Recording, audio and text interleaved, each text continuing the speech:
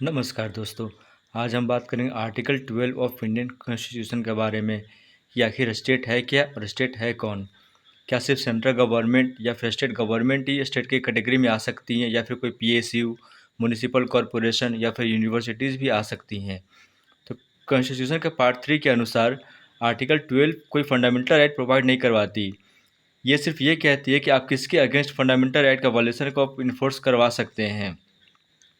Article 12 include करती है government of India, parliament, state government, state legislatures, local authorities और other authorities.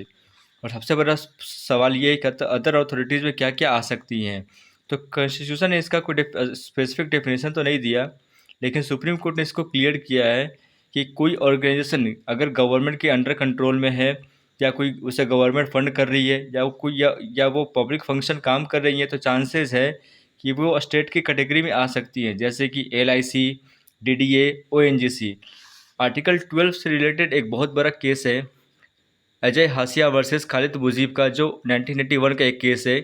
इसमें supreme court ने कुछ टेस्ट दिए जिसके अनुसार आप ये जज कर सकते हैं कि कोई भी अथॉरिटी स्टेट है या फिर नहीं, जैसे कि वो गवर्नमेंट के कंट्रोल में है इसकी, या फिर उसका कोई मेजर फंडिंग गवर्नमेंट के द्वारा हो रहा है, या फिर या वो कोई पब्लिक ड्यूटी परफॉर्म कर रही है या फिर नहीं। अगर इसका जवाब है यस है, तो बहुत चांसेस है कि वो अंडर आर्टिकल 12 के अंडर में वो स्टेट के कैटेगरी में आ सकती है। तो एक लाइन का आंसर ये है कि कोई भी स्टेट या अथॉरिटी अगर कोई फंडामेंटल राइट्स का वायलेट करती है अंडर आर्टिकल 12, तो इस केस को लेकर आप सुप्रीम कोर्ट या हाई कोर्ट जा सकते हैं।